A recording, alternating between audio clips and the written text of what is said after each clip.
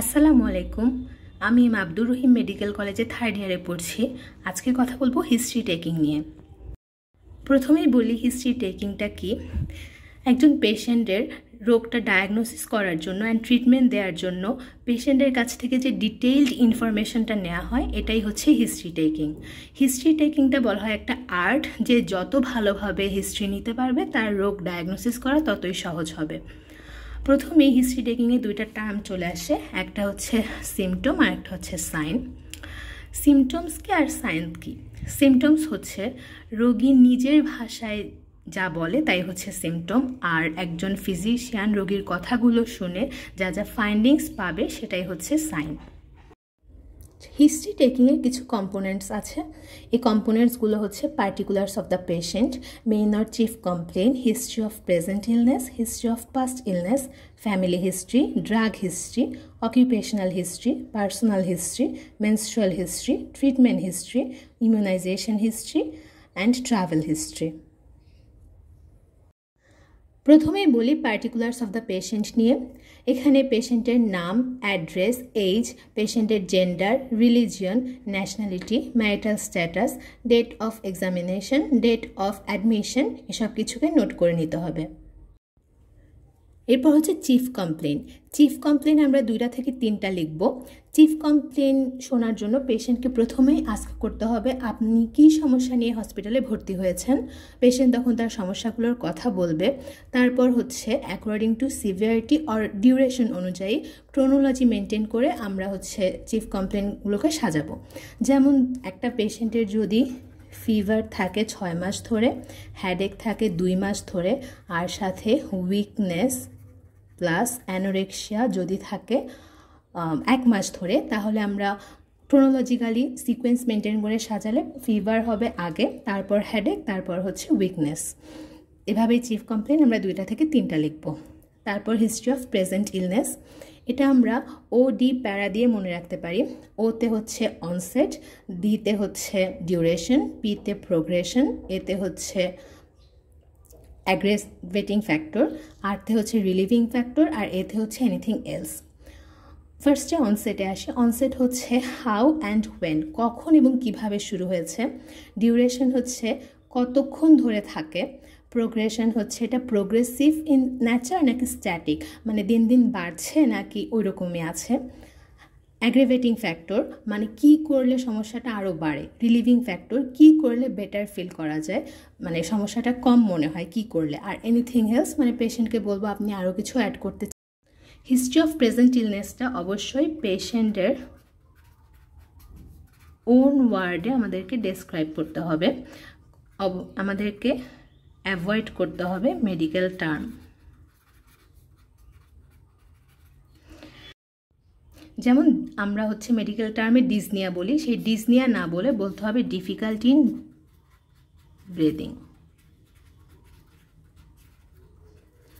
তারপর হচ্ছে রক্ত বমিকে আমরা হেমাটিমেসিস বলি, হেমাটিমেসিস না বলে বলতে হবে vomiting of blood.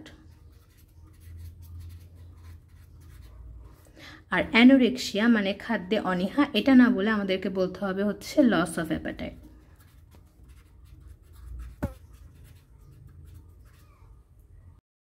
History of past illness, এখানে হচ্ছে পেশেন্টের প্রিভিয়াস কোনো ডিজিজ আছে কি না, যেমন diabetes mellitus, hypertension, rheumatic fever, then CKD মানে ক্রনিক কিডনি ডিজিজ এসব আছে কি না জিজ্ঞেস করে নিতে হবে। আর কোনো মেজর অপারেশন বা সার্জারি হয়েছে কি না জিজ্ঞেস করতে হবে, যেমন পেশেন্টের অ্যান্ডোস্কোপি হয়েছে কি না, কোলোনোস্কোপি হয়েছে কিনা, কোনো বায়োপসি হয়েছে কিনা, বা মেজর কোনো সার্জারি হয়েছে কিনা, আরও অন্যান্য সেগুলো আস্ক করে নিতে হবে। এরপর হচ্ছে ফ্যামিলি হিস্ট্রি। ফ্যামিলি হিস্ট্রি হচ্ছে ভেরি ভেরি ইম্পর্ট্যান্ট, কারণ দেখা যায় অনেক ডিজিজ সেটা বাবা মা দাদা দাদিদের থাকলে সেটা সন্তানদের মধ্যে অটোমেটিক চলে আসে। তাই প্রথমেই জিজ্ঞেস করব ফ্যামিলিতে মেম্বার আপনার কতজন, তারা সবাই সুস্থ আছে কিনা। যদি বলে কেউ অসুস্থ তাহলে তার কি রোগ আছে সেটা জিজ্ঞেস করে নিতে হবে। তারপর যদি বলে কেউ মারা গেছে তাহলে কজ অফ ডেথ, কেন মারা গেছে সেটা জিজ্ঞেস করে নিতে হবে। আর সর্বশেষে জিজ্ঞেস করব হচ্ছে কোনো বংশগত রোগ আছে কিনা, হেরিডিটারি ডিসঅর্ডার যেমন থ্যালাসেমিয়া, হেমোফিলিয়া, এটা জিজ্ঞেস করে নিতে হবে। হচ্ছে পার্সোনাল হিস্ট্রি। পার্সোনাল হিস্ট্রিতে আমরা পেশেন্টের occupation, marital status, dietary habit, smoking, alcohol, tea, coffee, betel nut, stress, anxiety এগুলো আস্ক করব।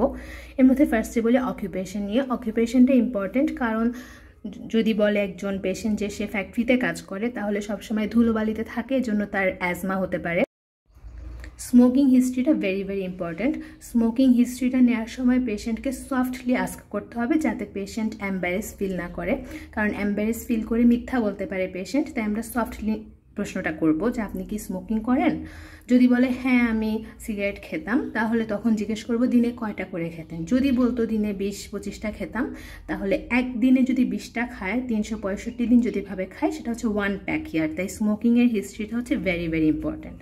তারপর জিজ্ঞেস করব অ্যালকোহলের হ্যাবিট আছে কিনা, টি, কফি, পান খায় কিনা, এটা জিজ্ঞেস করে নিব। আর হচ্ছে স্ট্রেস, অ্যাংজাইটি আছে কিনা, এটা অবশ্যই জিজ্ঞেস করব। রাতে ঘুম কেমন হয় সেটা জিজ্ঞেস করে নিতে হবে। তারপর হচ্ছে ড্রাগ হিস্ট্রি।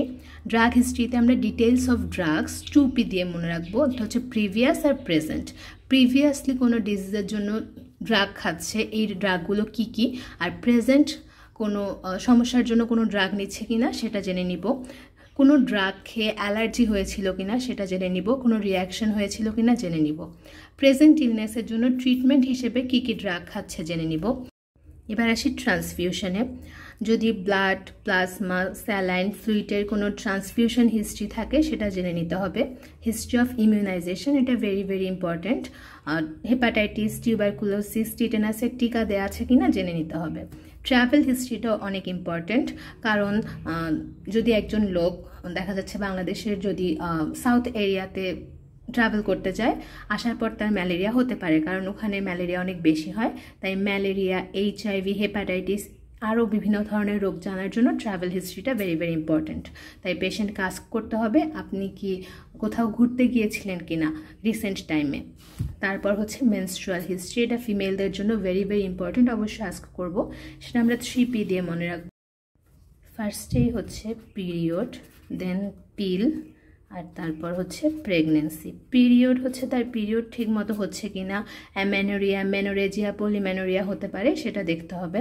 দেন হচ্ছে পিল, ওরাল কন্ট্রাসেপটিভ পিল নেয় কিনা, আর প্রেগনেন্ট কিনা সেটা দেখতে হবে। তাহলে হিস্ট্রি টেকিংয়ের জন্য আমরা যদি এই ক্রাইটেরিয়াগুলো বুঝে পড়ি, তাহলে ইনশাল্লাহ ইজিলি মনে রাখা যাবে। ধন্যবাদ। চ্যানেল সাবস্ক্রাইব করে পাশে থাকবেন।